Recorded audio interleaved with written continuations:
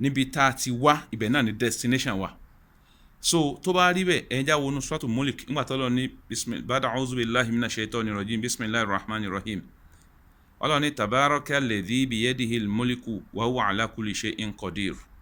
Alladhi khalaqal mawta wal hayata liyabluwakum ayyukum ahsanu amalan wa huwal azizul ghafur. So níbẹ̀ yẹn ibi tá fẹ́ lò ńbẹ̀ ni pé huwa alladhi khalaqal mawta wal hayata liyabluwakum ayyukum ahsanu amalan. Ọwọ́ àárín tá fẹ́ lò ńbẹ̀ náà nìyẹn. So ó ní ẹni tó dá ikú tó sì dá òye yẹn ni pé ká máa bẹ ó dá méjèèjì. Kí ni purpose ni wípé liyabluwakum ayyukum ahsanu amalan. Ta nínú èwo ni ó máa ṣe dáadáa nínú yín. Purpose ni a jẹ́ pé purpose of creation ìwásílẹ̀ ayé mi báyìí ó ní pé láti wá Ọlọ́run wá test wa wípé ta ló fẹ́ ṣe dáadáa. Oníbà ẹ̀rí kó dẹ̀ ti sọ níbi kan náà tó ní wa ma khalaqtul jinna wal insa illa liya'buduni. The purpose tí mo fi create ẹ̀yin ọmọ ẹ̀dẹ́ nìyẹn. So you are not created only for what? For worship. To worship the only God. So Ọlọ́run nìkan ni Ọlọ́run òun nìkan ló tó jọ́sìn fún. Ẹgbẹ́ tá bá ní la ilaha illallah. So yóò máa jẹ́ pé la ma'buda bihaqqin ghayrullahi. There's no one that deserves to worship except the only God. So only God, the absolute God. Sẹ́yìn pé àwa Ọlọ́run ni absolute. Ọlọ́run absolute God, absolute being. Táwa jẹ́ contingent beings. So the absolute being tó jẹ́ pé ó ní òyìn yóò máa jẹ́ wajibul wujud. So absolute being wajibul wujud. So bíbẹ tọlọ́run ó wà wajib. So kó máa bẹ náà ni torí pé àìní bẹ kò sí fọ́lọ́run ọba. Ṣùgbọ́n àwọn ọmọ èdè èèyàn contingent beings la wá. Àwa ẹ̀yẹn ni jaizul wujud. Ó lè tó bá wọ Ọlọ́run á ní ká máa bẹ tó bá wọ á ní ká máa wà bẹ. Ṣé wá rí n tí nọ́kítọ̀ tá a fẹ́ try láti fà jáde ni pé the point I'm trying to point out is ó ní pé purpose tá a fi wà níbí báyìí ó ní wípé nítorí ká lè sin Ọlọ́run. And again ká má gbàgbé pé sẹ́yìn pé níbí rẹ̀ mo ní our origin is our destination. So téèyàn bá ti lè mọ̀ if you are sure that your origin is your destination a jẹ́ pé kò sí there's no way for you to get or to run away from your creator ó nìyẹn. Kò sọ́nà tá a fi lè sáfẹ́ni tó dá wa. Nígbà tó bá ti jẹ́ pé àwa lè sá mẹ́ni tó dá wa lọ́wọ́ nígbà jẹ́ pé ibi tá a ti wá ibẹ̀ náà la dojúkọ. A jẹ́ pé we are in the after birth we are in the process of returning back to him. Kò ń ṣe wípé à ń lọ wájú but lójú tiwa ó dàbí pàtàkì move forward. We are not moving forward, we are returning back to him. So nígbà tó jẹ́ pé ibi tá a ti wá our origin òun náà ni destination ibi tá a ń lọ. So ìbá ìzàn so kí wọ́n la nídìí mẹ́rin ni pé a jẹ́ wípé whatever in tí a bá ń ṣe sẹ́mọ̀ a lè mú orí bọ́ láti má gba reward ẹ̀. Tó yà pé dáadáa ni máa ń ṣe nísìn ayé kí mò ń ṣe pamọ́ ni torí pé màá lọ padà forí sọ Ọlọ́run bí mo ṣe ń lọ náà ni. Ó sì ti dúró wípé wọ́n pé inna Allaha labil mirsad Ọlọ́run ọba lúgọ ó dúró báwọn. So yóò máa wò wá. So àwa ń believe wípé à ń lọ wájú bígbà tá à ń move forward. Pé tí a máa wà ní destination kan tó wà níbi tó dúró níbi kan tó wá fẹ́ pé tó bá ti ń gbẹ́sẹ̀ kọ̀ọ̀kan èèyàn ń lọ wájú nìyẹn. Distance yẹn wà máa jìnnà yóò máa ẹ bá ti ń gbé ẹsẹ̀ kọ̀ọ̀kan ní distance yóò máa increase síbi téèyàn ti ń bọ̀. So tó bá ti increase ẹ mọ̀ pé tẹ́ bá ti ń wọ̀ èèyàn mọ̀ rí pé ibi tẹ́ ti ń lọ yẹn ti ń jìnnà. So ìyẹn tó bá jẹ́ pé ìyẹn ti ayé lásán nìyẹn. Ṣùgbọ́n tọ̀dọ̀ Ọlọ́run bá a ṣe bílẹ̀ ṣe mọ́tílẹ̀ ń sú tààrò pa ń dàgbà sí un sẹ́rí ìmọ̀ dàgbà sí bá a ṣe ń dàgbà sí un a tún fẹ́ à ń padà lọ síbi tá a ti wá náà níbà à ń padà lọ sí origin wa iná là ń padà sí destination origin náà ni destination. So our origin is our destination. So tẹ́ẹ̀dá bá ti wá lè mọ̀ bẹ́ẹ̀ so a jẹ́ pé care must be taken lórí gbogbo àwọn actions lórí gbogbo tá a fẹ́ mọ̀ ṣe. Ilẹ̀ yóò fi wà very careful lèyìn fi ní ìwà tí ò dáa. Ṣé mọ̀ pé reward wà fún gbogbo tá a bá ṣe gbogbo náà ṣe wà recorded. So a jẹ́ pé there's no way to avoid being judged. So èèyàn kò sí ọgbọ́n tí èèyàn fi lè mórí bọ́ láì ní gba láì ní gba ẹ̀san téèyàn bá ṣe. So kò wá sí ní tó lè dá ju pé àfi kéèyàn ó máa ṣe dáadáa torí pé ẹgbẹ́ àbá ti ń ṣe náà ni wọ́n ń tọ́jú ẹ̀ pamọ́ lèyìn tó bá ti wá padà yá wọ́n padà yọ ọ́ jáde sẹ́yìn pé iná sọ pé láwọn kèfèrí máa sọ pé mali hazard kitab la yughadiru saghiratan wala kabiratan illa ahsaha nígbà tí wọ́n bá fún wọn ní ìwé iṣẹ́ wọn ìwé tó ti wá recorded nígbà tí gbogbo tá à ń ṣe láyé nígbà tí wọ́n bá fún wọn ní ìwé tí wọ́n bá rí pé ìwé wo lélẹ̀ pé ma hazard kitab, what kind of book is this? La yughadiru saghiratan wala kabiratan illa ahsaha. Kò tiẹ̀ wá ṣe mistake, kò tiẹ̀ wá kó overlook nǹkan kékeré. Ṣé ọ̀rọ̀ tí mo kàn sọ́njọ́ kan tí mo kàn ra sọ̀rọ̀ èèyàn láì dá láàrin seconds ṣé bí mo kàn mọ́ lójú lásán ni pé gbogbo ẹ̀ náà ló tẹ̀ wá recorded. So yóò wá dàbí yóò máa ṣe mọ̀ bí kí ẹ má fún mi ní ìwé ẹ parẹ́.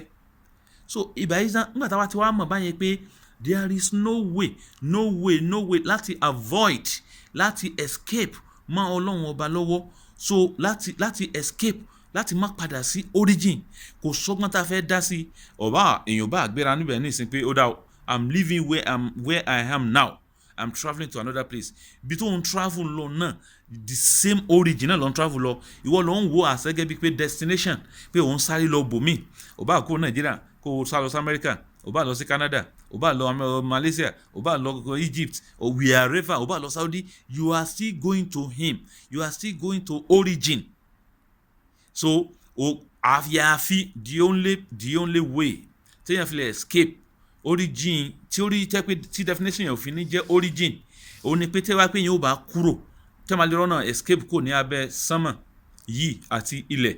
So tó bá bọ́ sí bóyá alámù mi wà tó bá bọ́ síbẹ̀ tí Ọlọ́run ò tí jẹ́ pé Ọlọ́run kọ́ ló ní tó bá ti jẹ́ pé ó bá lè bọ́ síbi tí jẹ́ pé kì í sọ Ọlọ́run ló ní a jẹ́ pé ènìyàn escape.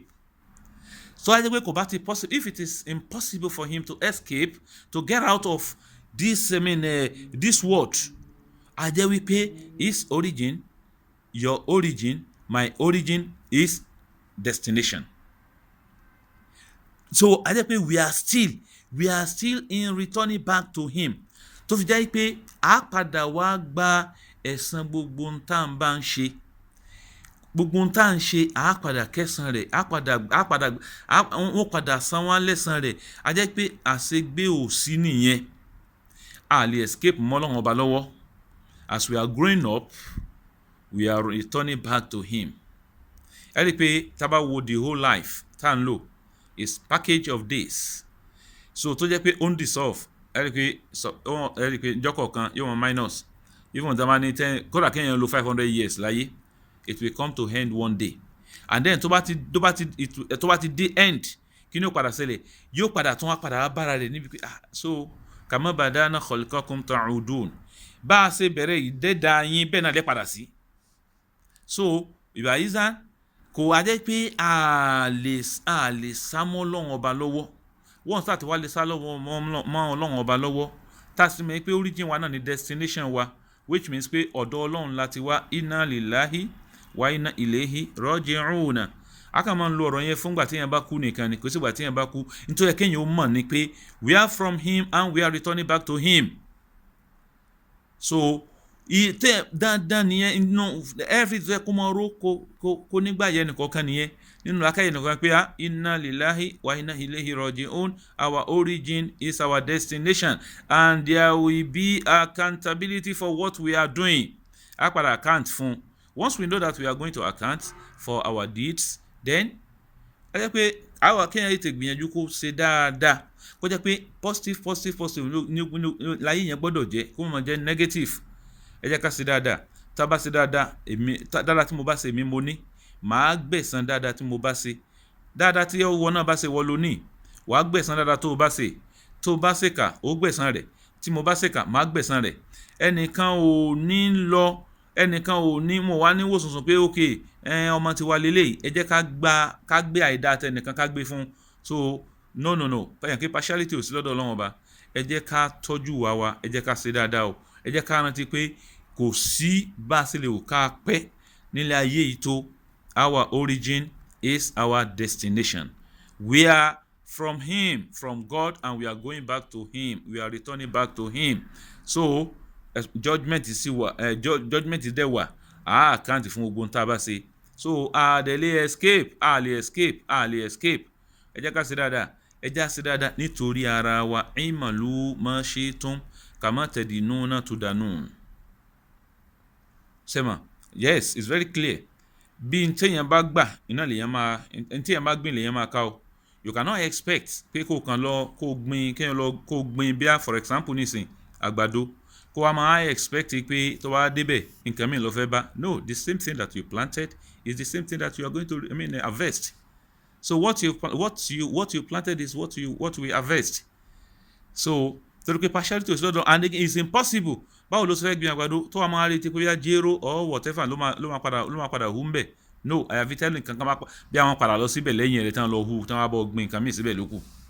So but wá jẹ́ pé the same thing tó plant iná ni wàá padà gbà. So káfíà kan plant nǹkan tó dà, ẹ jẹ́ ká ṣe dáadáa o, ẹ jẹ́ ká ṣe dáadáa nítorí ara wa. Sẹ́mi ní pé tẹ́ bá lọ wo maqasidu sharia, ẹ rí pé tí Islam bá mú nǹkan wá pé ẹ ṣe nǹkan báyìí, ṣe pé Islam ṣe pé tó wà ní Islam nǹkan méjì náà ni do and don't do. So tọ́lá bá ní ṣe nǹkan if'al wala taf'al, ṣe nǹkan báyìí, tọ́lá bá ti ní kéèyàn ṣe nǹkan, tẹ́ bá lọ wo ohun tó wà lẹ́yìn rẹ̀, ẹ rí pé maslaha wa ni. Tẹ́ bá tún wá tó bá náà bá ní má ṣe, ẹ rí pé nítorí maslaha ara wa náà ni. So kí ló kan Ọlọ́run ṣe yóò affect Ọlọ́run ni kò lè affect Ọlọ́run, nítorí ara wa ni. So má ṣe.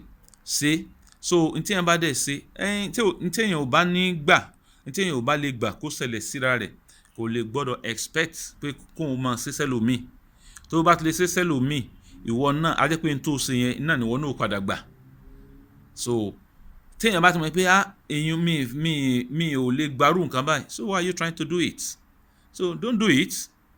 So kéèyàn má ṣe, téèyàn bá ti mọ̀ pé èyàn ò ní gbà, téèyàn ò bá ní gbà èyàn ò ní ṣe, ní tó bá fẹ́ kó ṣẹlẹ̀ sí ẹ, o ò gbọ́dọ̀ ronú kó ṣẹlẹ̀ sọ́mọ làkejì. So torí wípé gbogbo tá à ń ṣe láyé, ẹ mọ̀ á padà lọ jábọ̀ fún ẹni tó dá wa o. Our origin is our destination. Our origin is our destination. Our origin is our destination. Inna lillahi wa inna ilayhi raji'un. Wassalamu alaikum wa rahmatullahi wa barakatuh.